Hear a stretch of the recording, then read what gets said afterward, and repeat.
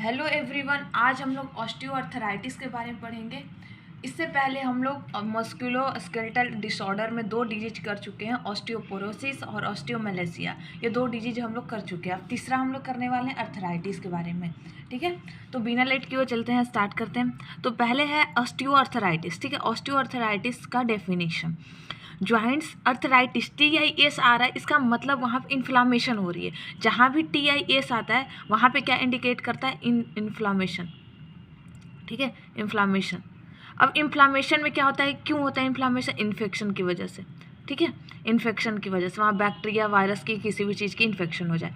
तो यहाँ पे क्या है कि ज्वाइंट्स, अब हम लोग क्या देखे थे कि ऑस्टियोपोरोसिस जो था, ठीक है, ऑस्टियोपोरोसिस में कोई भी हड्डी अफेक्ट हो सकता है, ज्वाइंट हो सकता है, लॉन्ग बोन हो सकता है, हमारा स्केलेटल सिस्टम हो सकता है, सॉरी पीछे वर्टेब्रल कॉलम भी हो सकता है, मतलब कोई भी हमारा बोन अफेक्टेड हो सकता है ऑस्टियोपोरोसिस में।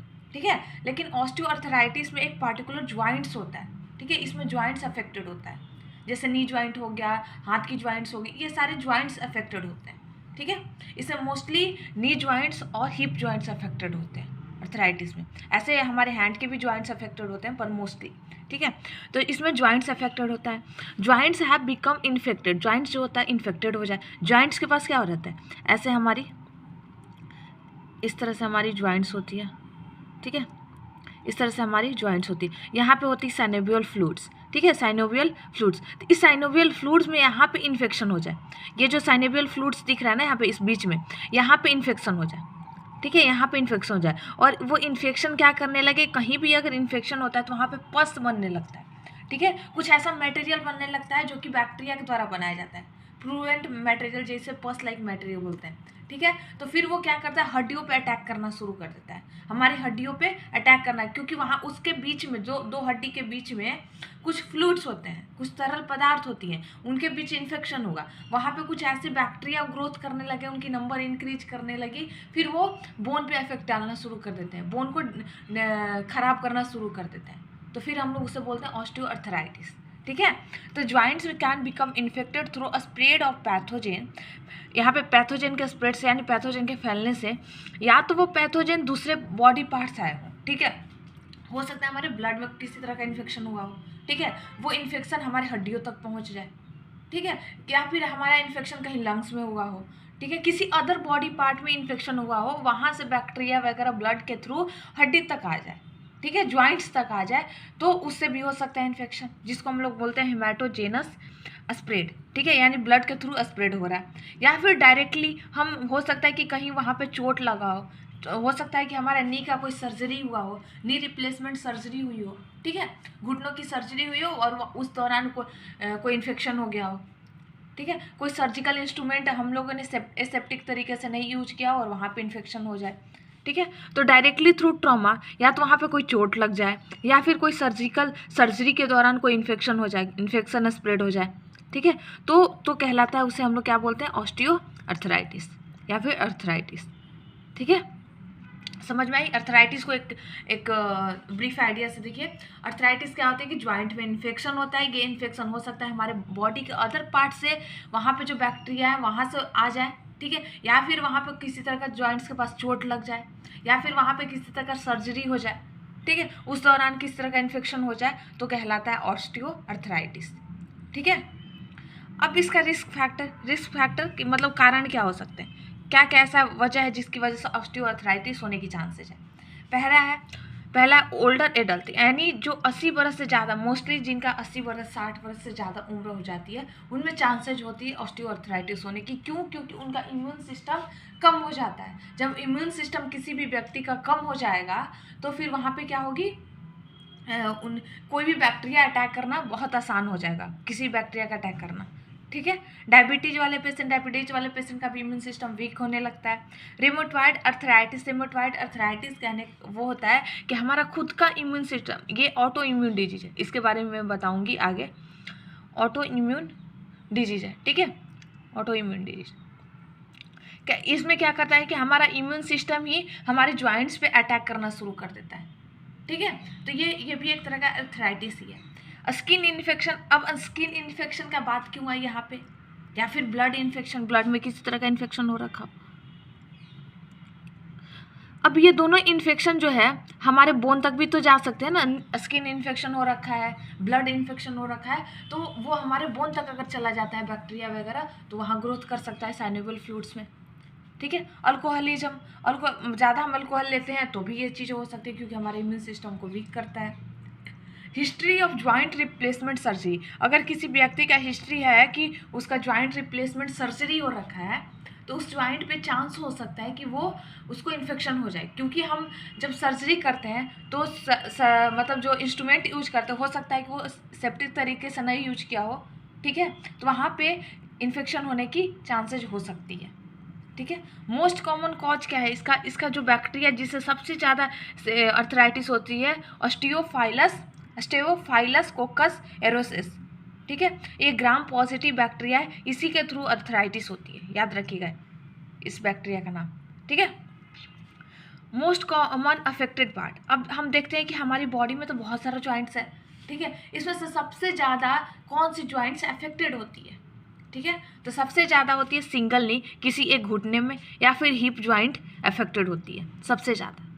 ठीक है, 20% ऐसा केस होता है जिसमें more than one joints affected. अब 100% है, उसमें से 20% आपको ऐसे मिल जाएंगे जिनका एक ज्वाइंट नहीं, सिर्फ नी ज्वाइंट, सिर्फ हिप ज्वाइंट ही नहीं अफेक्टेड होते हैं, बल्कि उनका मल्टीपल ज्वाइंट अफेक्टेड होता है। हो सकता है दोनों घुटने अफेक्टेड हो, उसके साथ हिप ज्वाइंट भी अफेक्टेड हो, हाथ की भी ज्वाइंट अफेक्टेड हो। ठीक है, एक साथ बहुत सारा ज्वाइंट अफेक्टेड होता है, उसको हम लोग बोलते हैं पॉली आर्टिकुलर डिजीज। क्या बोलते हैं? Poly articular disease. और ये केस अब इंक्रीज करते जा रहा है, ये पेशेंट में ऐसा केस इंक्रीज करते जा रहा है, 50% तक हो गया। ठीक है, पॉली आर्टिकुलर डिजीज याद रखिएगा, ये कहीं टर्म आए तो आपको पता होना चाहिए कि ये अर्थराइटिस का एक टाइप है जिसमें more than one joints affected होते हैं, इस वजह से इसको बोला जाता है पॉली आर्टिकुलर डिजीज। पॉली मतलब बहुत सारा, आर्टिकुलर यानी अर्थराइटिस से रिलेटेड डिजीज। ठीक है, अब इसकी पैथोफिजियोलॉजी देखते हैं। पैथोफिजियोलॉजी, सबसे पहले रिस्क फैक्टर या फिर जो कॉजेज है, जो बैक्टीरिया था, ठीक है, उसके थ्रू इन्फेक्शन हुआ ज्वाइंट में। अब ज्वाइंट में जब इन्फेक्शन हुआ, तो अगर इन्फेक्शन का ट्रीटमेंट नहीं हुआ, ठीक है, वो इन्फेक्शन 1 महीने पहले से, ठीक है, सपोज मान लेते हैं कि 10 दिन 1 महीने पहले से इन्फेक्शन हुआ वहाँ, लेकिन उसका सही तरीके से ट्रीटमेंट नहीं हुआ, तो इन्फेक्शन वो क्रोनिक हो जाता है। एक्यूट और क्रोनिक हमें पता है, क्रोनिक जब 3 मंथ से ज़्यादा हो जाए टाइम पीरियड तो वो कहलाता है क्रोनिक। तो जब 3 महीने से ज़्यादा हो जाए, तो अगर वहाँ इन्फेक्शन बहुत लंबे समय तक हो जाए, तो वहाँ पे बैक्टीरिया, अगर कहीं भी बैक्टीरिया वगैरह का इन्फेक्शन हो जाता है, तो क्या करता है, पस बनाना शुरू कर देता है, कुछ ऐसा मटेरियल बनाना शुरू कर देता है जो कि हमारे बॉडी के लिए अच्छा नहीं होता है। ठीक है, फ्लूरेंट मटेरियल या फिर पस लाइक मटेरियल बनाना शुरू कर देता है।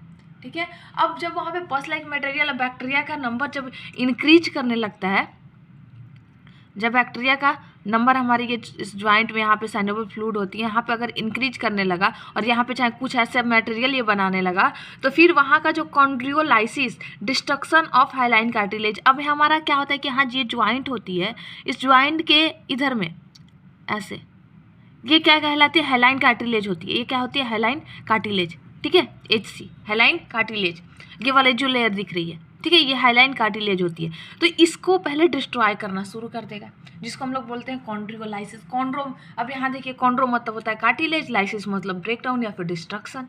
तो यहाँ पे कार्टिलेज, यहाँ पे कौन सी कार्टिलेज होती है, हाइलाइन कार्टिलेज। यानी हाइलाइन कार्टिलेज का ब्रेकडाउन जब शुरू होने लगता है, तो फिर धीरे धीरे जब उसकी ब्रेकडाउन शुरू हो जाती है, तो वो बोन पे भी इफेक्ट करना शुरू कर देता है, तो उसको हम लोग बोलते हैं अर्थराइटिस या फिर ऑस्टियोआर्थराइटिस। ठीक है, ये इसकी पैथोफिजियोलॉजी। अब हम देखते हैं कि ये चीज़ क्या होता है कि बहुत लंबे समय टाइम बाद पता चलता है, मतलब इजीली पता नहीं चल पाता है लोगों को।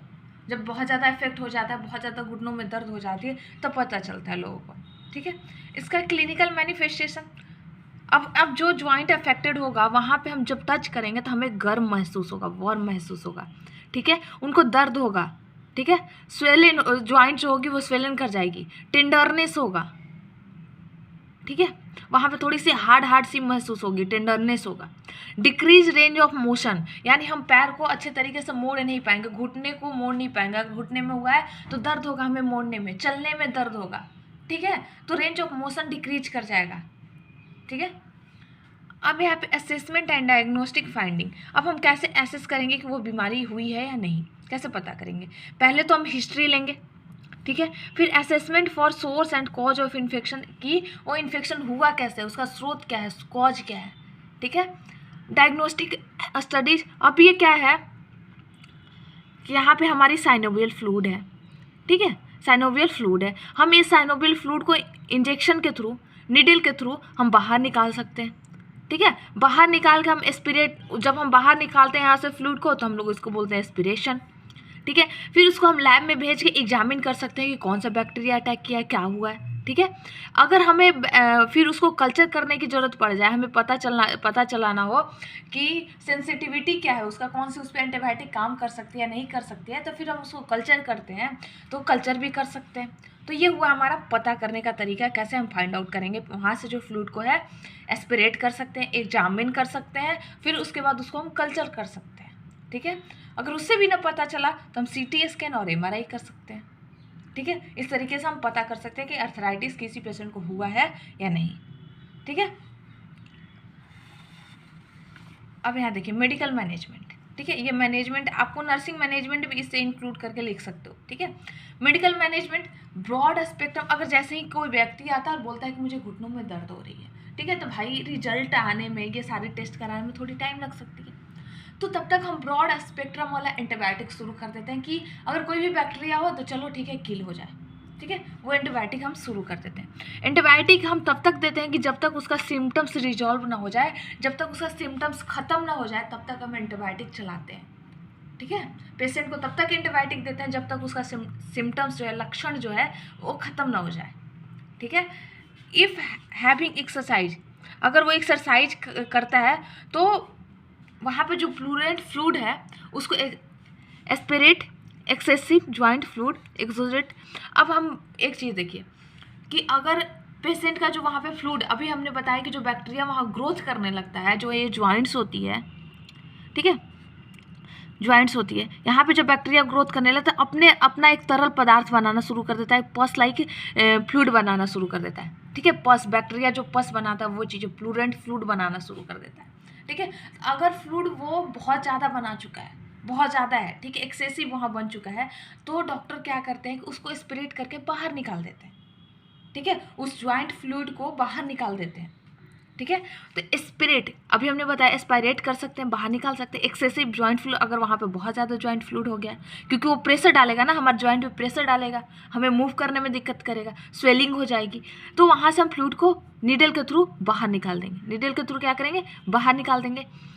जो भी वहाँ पर डेब्रीज क्या हो गई कि टिश्यू, जो भी अब हाइलाइन कार्टिलेज है, टिश्यू है, उसका मतलब ब्रेकडाउन, जो छोटे छोटे कण जो है जब वो टूटता है तो छोटे छोटे पार्टिकल्स में टूट के यहीं पे पड़ा रहता है, तो उसको हम बाहर निकालेंगे। इससे क्या होगा कि पेशेंट को कंफर्ट मिलेगा, पेशेंट को आराम मिलेगा, इंक्रीज करता है कंफर्ट जब इसको हम बाहर निकालते हैं। डिक्रीज ज्वाइंट डिस्ट्रक्शन, अब क्या होगा कि जब डिक्रीज कैसे करेगा, जब हम वहाँ से फ्लूइड को बाहर निकाल देंगे तो उसके साथ साथ बैक्टीरिया भी बाहर निकलेगा, ठीक है। तो वहाँ पे ज्वाइंट का जो डिस्ट्रक्शन, ज्वाइंट को जो तोड़ रहा था, ज्वाइंट को जो खराब कर रहा था, उसकी कम हो जाएगी, ज्वाइंट खराब करने की गति जो है, स्पीड जो है वो कम हो जाएगी, ठीक है। पेशेंट को आराम मिलेगा। क्यों ज्वाइंट कम खराब होगी, क्योंकि इस फ्लूइड में ना कुछ प्रोटियोलाइटिक इंजाइम बैक्टीरिया रिलीज कर देता है, जो कि क्या करता है, इस प्रोटियोलाइटिक इंजाइम जो होती है ये बोन की ब्रेकडाउन कराने में हेल्प करती है। समझ रहे हैं आप यहाँ पे? ये जो प्रोटियोलाइटिक, आप ज़्यादा नहीं समझे तो इतना आप समझ लें कि जब एक्सेसिव फ्लूइड हो जाती है तो उसको हम बाहर निकाल के पेशेंट को कंफर्ट और आराम देते हैं और उससे ज्वाइंट की डिस्ट्रक्शन कम हो जाती है, ठीक है। क्योंकि वहाँ पे प्रोटियोलाइटिक एंजाइम होती है, वो एंजाइम क्या करते हैं, बोन को डिस्ट्रॉय करते हैं, बोन को ख़त्म करती है, ठीक है। अब आते हैं सर्जिकल मैनेजमेंट। सर्जिकल मैनेजमेंट में ऑर्थोटॉमी या फिर अर्थोस्कोपी कर सकते हैं, यानी पूरे ज्वाइंट को ही हटा देते हैं हम वहाँ से, ज्वाइंट या फिर डेड टिश्यू जो भी है वहाँ पे, डेड बोन टिश्यू, उसको हम हटा देते हैं, सीधे ज्वाइंट निकाल के हटा देते हैं, वहाँ पे प्लेट लगा देते हैं, मेटल लगा देते हैं, ठीक है। फॉर कंफर्ट के लिए, अगर मान लेते पेशेंट का कोई ज्वाइंट पार्ट दर्द कर रहा है, बहुत ज़्यादा पेन कर रहा है, तो हम उस पार्ट को इमोबिलाइज रखते हैं, ज़्यादा उसको हिलाते डुलाते नहीं है, ज़्यादा उस पर जोर नहीं डालते, ज़्यादा उस पर प्रेशर नहीं डालते, ठीक है। उसको इमोबिलाइज कर देते हैं, सपोर्ट दे देते हैं। पेन अगर ज़्यादा हो रहा है तो एनाल्जेसिक दे देते हैं, एनाल्जेसिक यानी पेन वाली कोई मेडिसिन दे देते हैं, पेन किलर दे देते हैं। Maintain nutrition and fluid for the patient, patient का न्यूट्रिशन फ्लूड को मेंटेन करेंगे ताकि उसकी इम्यून सिस्टम स्ट्रांग बनी रहे, क्योंकि ये चीज़ें इम्यून सिस्टम जब हमारी कमज़ोर होती है तभी अटैक करती हैं, ठीक है। रेंज ऑफ मोशन, अगर पेशेंट का पॉसिबल हो पा रहा है कि वो कुछ एक्सरसाइज कर सके तो हम उसको कुछ एक्सरसाइज बताते हैं, लेकिन उससे उसका लक्षण जो होता है दर्द और बढ़ना नहीं चाहिए, ठीक है। हम उतना ही एक्सरसाइज बताएंगे जितना कि उसको सहन कर सके, ठीक है, उससे लक्षण उसका बढ़े ना, ठीक है। तो आज के लिए बस इतना ही। अगर आपको ये लेक्चर नोट्स पसंद आई होगी तो प्लीज़ चैनल को लाइक एंड सब्सक्राइब करें और ज़्यादा से ज़्यादा शेयर करें। Thank you very much.